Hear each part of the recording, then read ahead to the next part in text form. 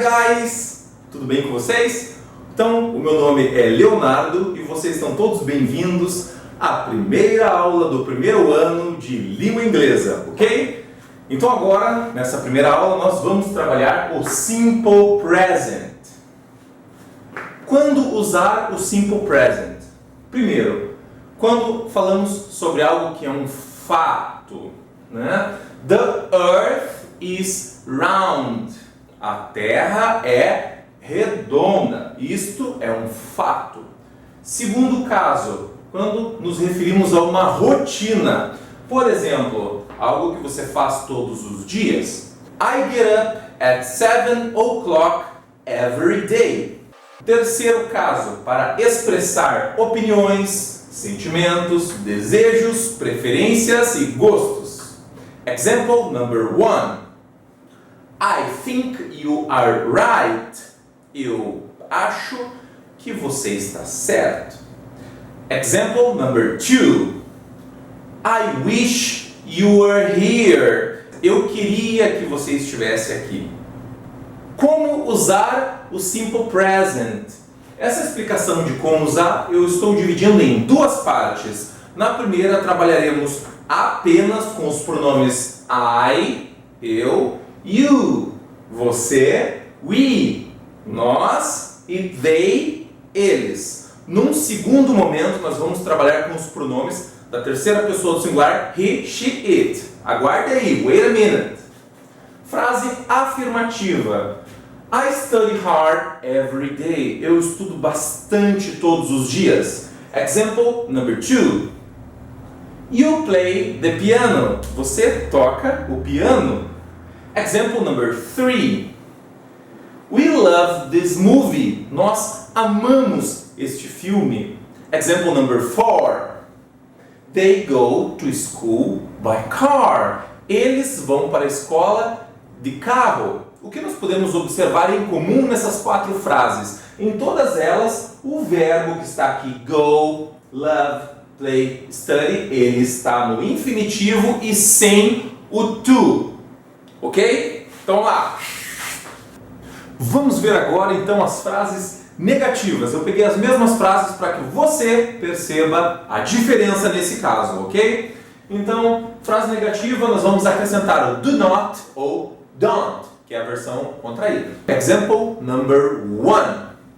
I don't study hard every day. Eu não estudo bastante todos os dias. Example number 2. You don't play the piano. Você não toca piano. Example number 3.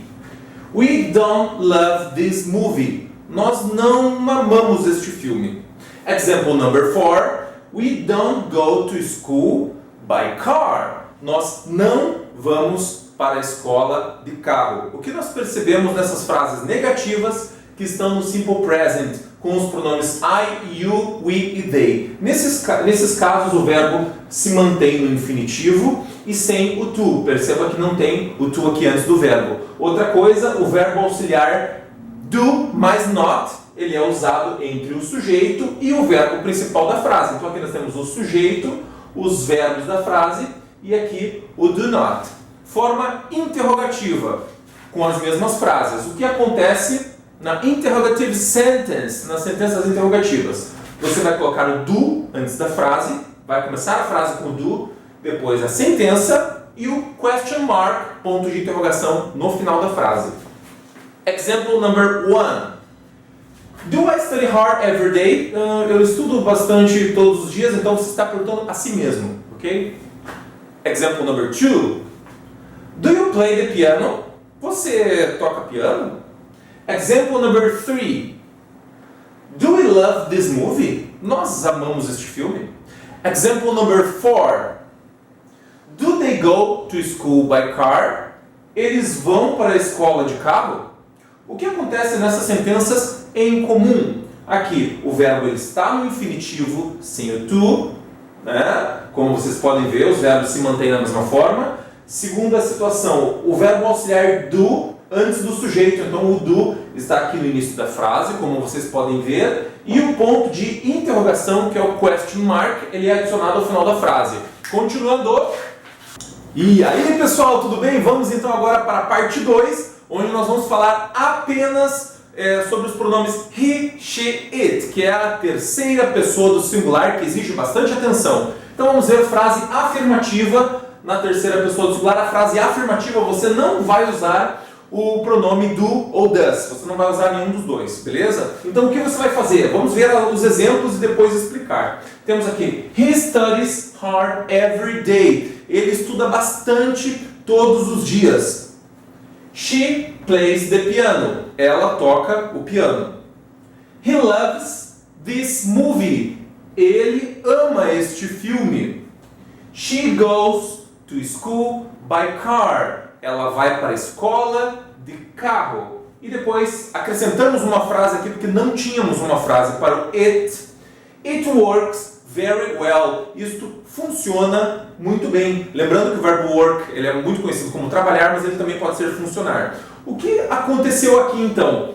Observe que agora o verbo ele não está no infinitivo sem to, como os outros casos. Agora o verbo ele está flexionado. E essa flexão ela funciona assim, ela tem uma regra. A regra diz que na terceira pessoa do singular, ou seja, he, she, it, o verbo recebe um S. Né? Então, para a maioria dos verbos em inglês é isso que vai acontecer. Mas existem exceções. Tá? A exceção número 1 diz que verbos terminados em S, SH, CH, X, Z ou O recebem ES. É por isso que go, o verbo ir, quando eu digo I go, eu vou. Se eu vou dizer ela vai, she goes na terceira pessoa do singular. Então, she goes to school by car, o verbo está escrito dessa forma, por esta exceção.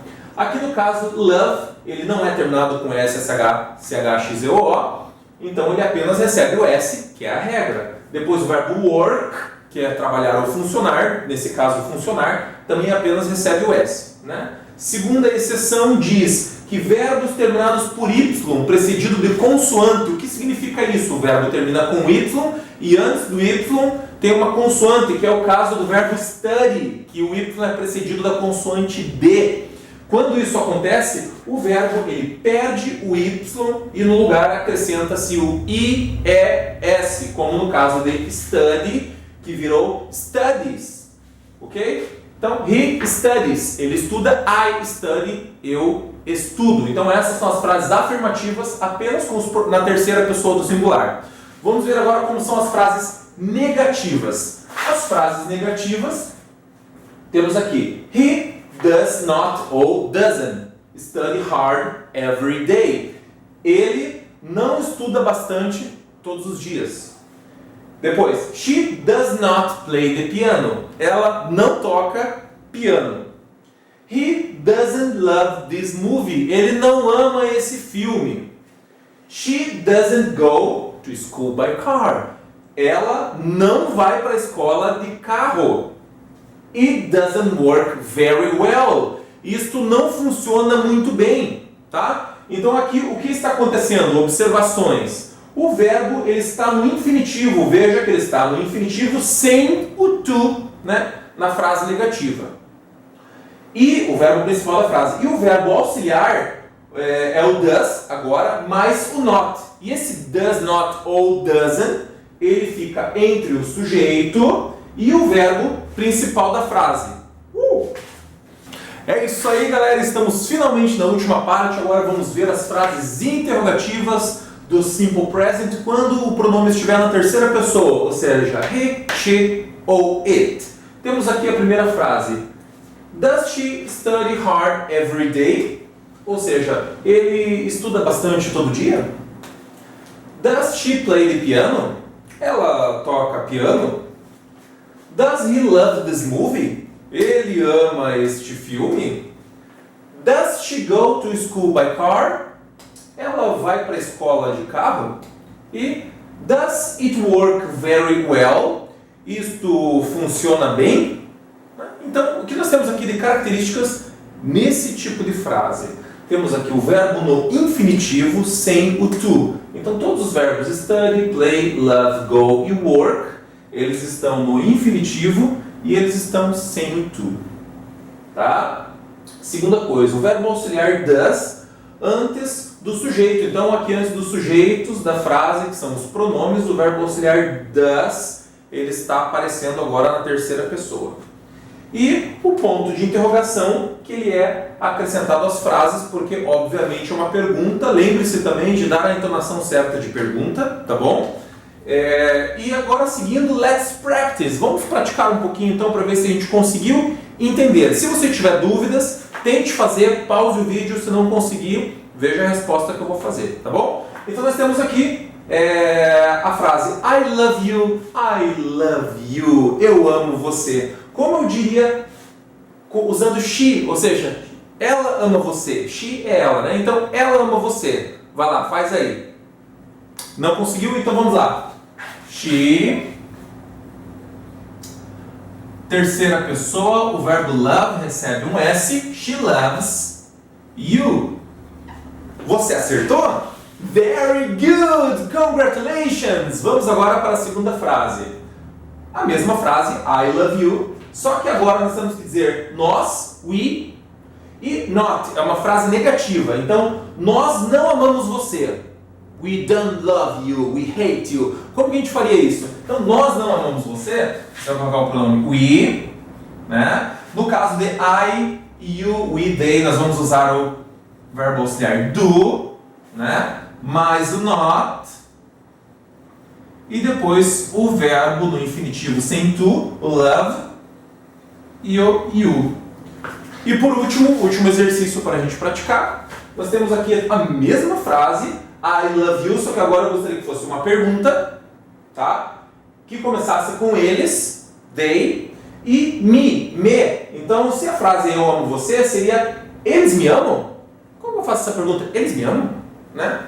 Como que eu pergunto isso? Então eu vou começar, por ser uma pergunta, eu começo com o do, depois eu coloco o sujeito, they, depois o verbo,